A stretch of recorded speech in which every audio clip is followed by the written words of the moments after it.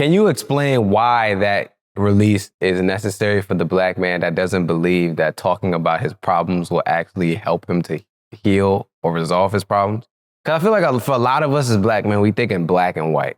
So we think either I can come to a solution with this thing or I can't. And a lot of Black men can't comprehend why expressing themselves is actually a solution to what they're going through. Man, it's hard to verbally explain what it does, but when it happens, you'll know. Right? So what I would tell you is try it. Okay. Try it. You can't hurt anything by talking about it, but you can continue to stay in that spot being stuck if you don't. So why not try it, right? Right. Those were literally, and I know, I'm sorry if there are Black men that were taught you can't cry. Y'all, let's try to throw that away. You can cry. It is healthy to cry. And those tears are actually a release. Like, people don't realize how much you can let go of, how much your body, because you know this starts affecting your body, right? Right. You ain't healed, you holding on to that abandonment, the traumatic layers. Oh my goodness, that can be a whole nother podcast where we have the layers of things that have already happened in the Black community that are impacting us. It was a study done in 2019 that I read, blew my mind. The negative impact of slavery will not completely go away until 2100. This stuff, we try to act like, oh, that's the past. If slavery is still impacting us, you can't act like your father not being a part of your life or your mother not being a part of your life is not impacting you. It doesn't even make sense. My Lord. Oh my God. Dr. LaShonda, we're going to need to take a second real quick. Okay. This is just coming together in my head too. So it just hit me too. You can't act like slavery, right? Slavery is still impacting us. It's still causing microaggressions. It's still causing us to be held back in certain ways.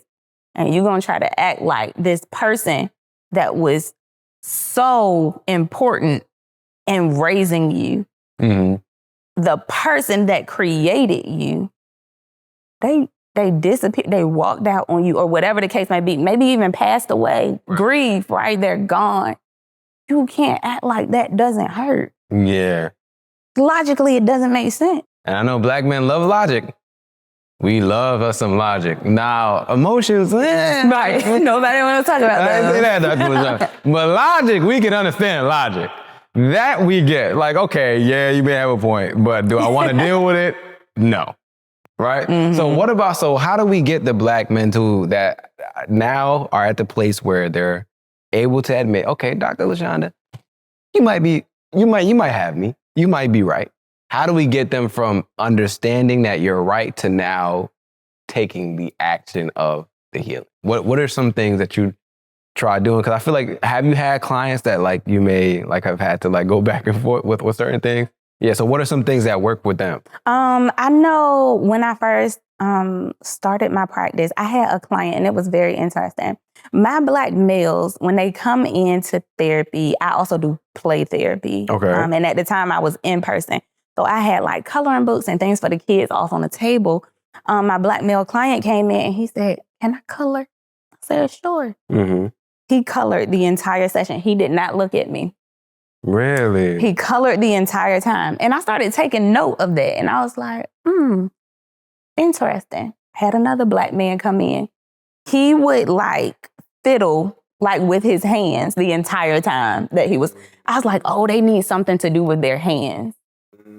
And so I found that when I gave them something to do with their hands, even if it was, fill out this form as we're talking, draw a picture for me. Like I know that might sound like, oh, that's childish. Why she got me coloring and drawing pictures? But literally it helped them to open up because they were directing some of that attention elsewhere.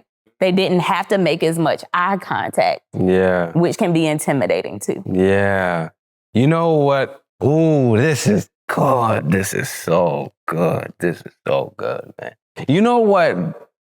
From a Black man's perspective, what I think is also happening, we disconnect from our inner child at a very early age because we're like adultified, if that's a word. You got to be the man of the house. And so the coloring allows us to intentionally reconnect. So when you're talking to him, you may not even really be talking, like it's really the inner child that's now coming out, that's able to now have this conversation. Because I know for me too, I sometimes would have stuff in my hands when I'm in like uncomfortable situations. Like when I know I need to do an uncomfortable call or I need to do anything uncomfortable, I like to have something in my hands. Like a little fidget. Yeah, I like to fidget with something. And what do babies do?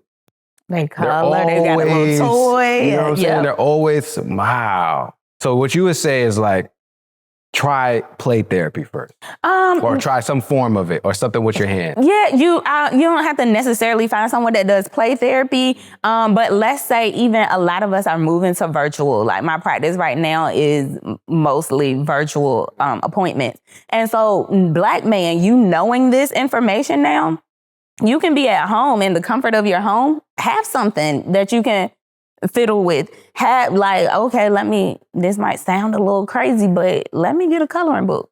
And I can do that as I'm talking in my virtual session. Can you bring those things in with you if you're in person for a therapy session? Right. As a therapist, we're gonna do our best to accommodate you. Yeah. So don't feel bad, or think that something is wrong with asking for some type of accommodation. Hey, can I have something, paper, so I can draw, fiddle, whatever? Yeah.